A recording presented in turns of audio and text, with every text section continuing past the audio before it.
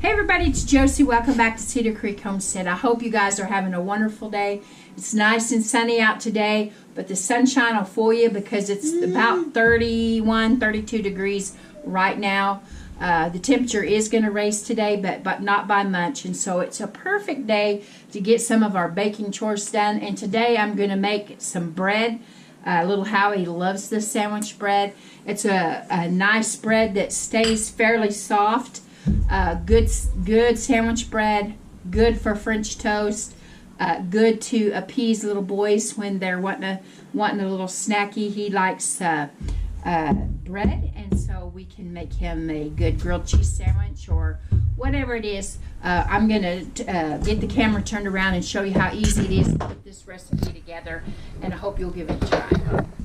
I've got my KitchenAid mixer out today to help with this chore. And I'm going to be using an instant yeast, the SAF yeast, and so I don't have to bloom the yeast in the water and the sugar.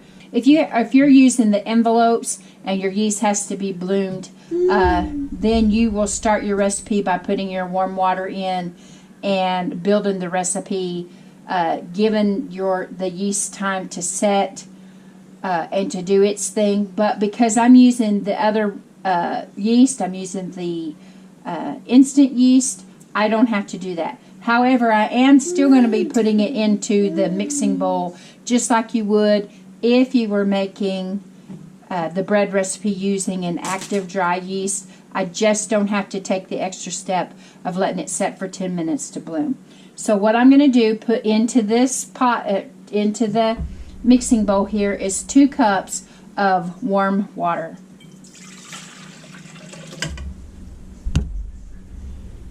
To that, I'm going to go ahead and add 1/4 cup of sugar. And I'm going to add 4½ teaspoons of that yeast. And you can see that the yeast is pretty small particles. Like I said, hold on just a second. Sean, would you hand me that cube of yeast right there?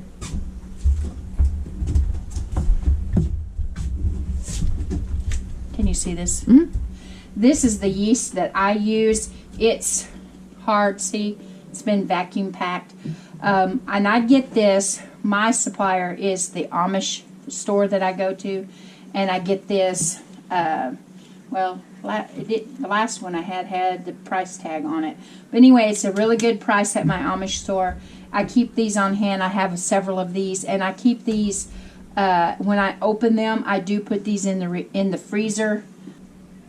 And so I'm going to put 4½ teaspoons of this right in there with the sugar and the water. And I'm going to go ahead and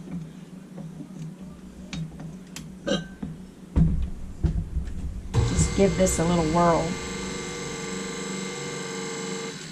Now you can do this bread by hand. Those that went before us definitely didn't have these big heavy-duty mixers, and they had to do it by hand. And every once in a while I would give it a shot if I was you and just practice doing it by hand. But this will get you going on a pretty good sandwich bread recipe. Okay, so this is the water, the yeast, and the sugar. The next ingredient that I'm going to put in is, I'm going to begin with my flour. Now I have 5½ cups of sifted flour. I've measured it out. I don't always use all the entire 5½ cups of flour. Just depends on the day. Some days you'll use a little bit less flour, and some days you may have to add just a little bit. But I'm just going to begin by putting a couple of cups of flour right in there. And then I'm going to add 1/4 cup of oil.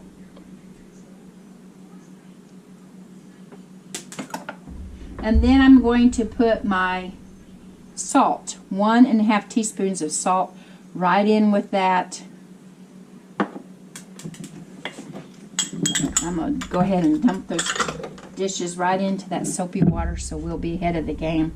And I'm going to begin to mix that. Now, I don't turn it on the highest speed or you'll have flour all over your kitchen. I turn it on the lowest speed and I start getting it. Yeah, I did that on purpose. Okay, I'm going to add a little bit more flour.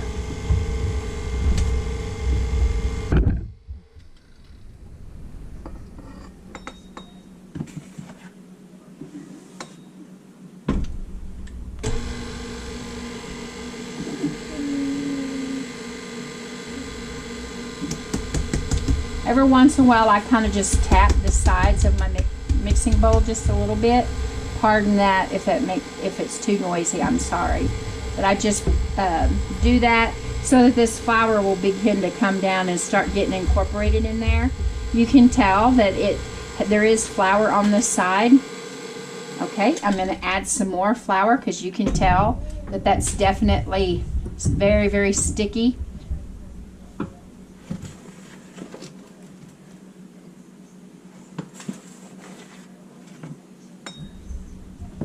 This bread doesn't taste yeasty. You know how when you get some breads, yeast breads, will have that really, really strong yeasty flavor. And I'm not really a fan of that. And this bread does not have that really strong yeasty taste. And I've been really pleased with this bread dough. This is an easy bread dough to start with. So I'm starting to make bread and starting to practice making bread. You can see that it's starting to come together and it's starting to pull the dough and the flour from the sides, and that's what we're looking for there, is it starting to come together. Now every once in a while I will go in and I will pull this back down and kind of take an eyeball look at what I've got. I can tell by touching that dough that I need more flour, and so I'm going to add a little more flour to it.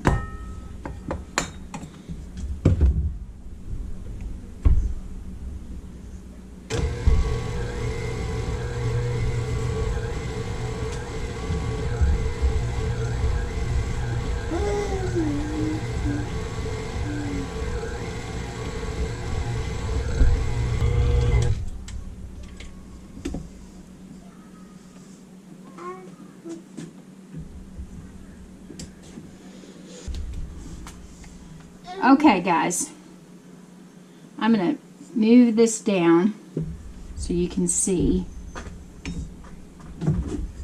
See how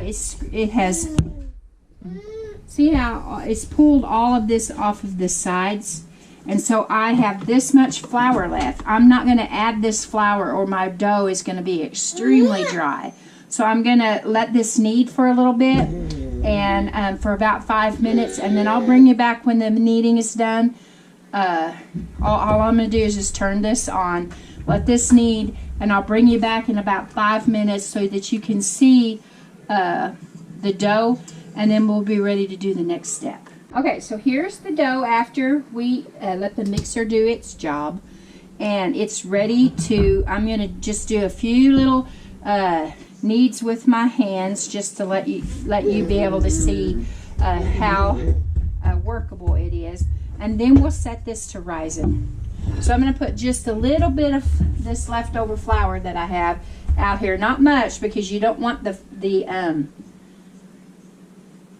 dough to take up a bunch of flour. So I'm just going to put a little bit out there and get my, you can see the bowl here. And so I just have this dough.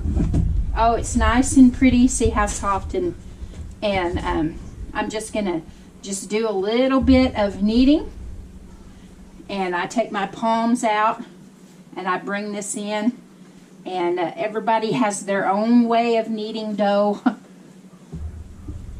but I'm just gonna bring this out to a really pretty smooth ball, and then we'll get it back in this pan. I'm going to have Cheyenne put just a little oil in this pan I keep calling it a pan, y'all forgive me. the mixing bowl. And then we'll get this put down for a nap. Not really, because we don't want it to go to sleep. We want it to raise. But we have an errand to run while it's rising. We'll be back in plenty of time to work this dough up. And yeah, that's good. Now Cheyenne has put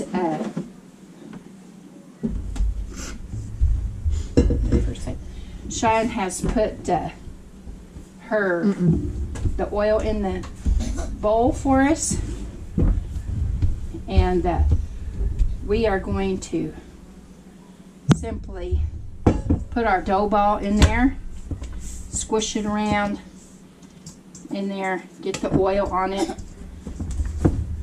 and let it set in here and do its thing. Now we take a damp, not wringing wet, a damp cloth and put over the top of it, and it'll just sit here and work for us while we run an errand, and I'll be back with you for the next step.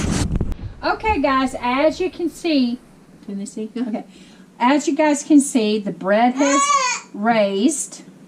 This is Cheyenne's very favorite part of the punching down. Now you don't have to, take out all your aggressions on your bread dough, but you're just going to do this and release the air bubbles and let it go down, and then we'll be able to turn this out.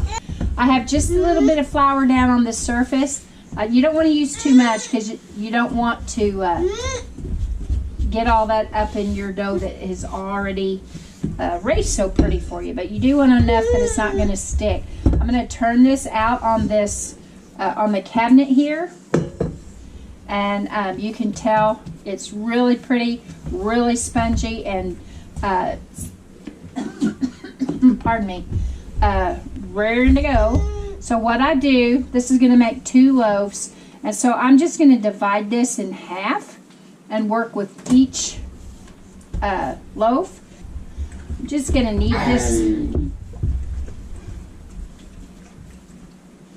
just a little bit by hand.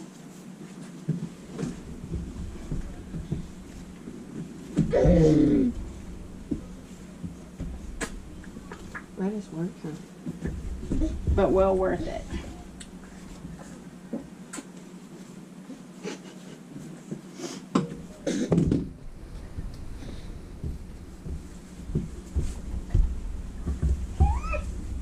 I'm gonna work with that one.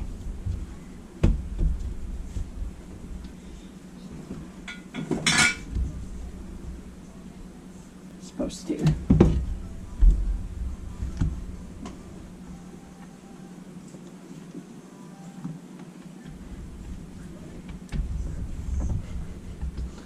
Not like frightened with bread dough. Yeah.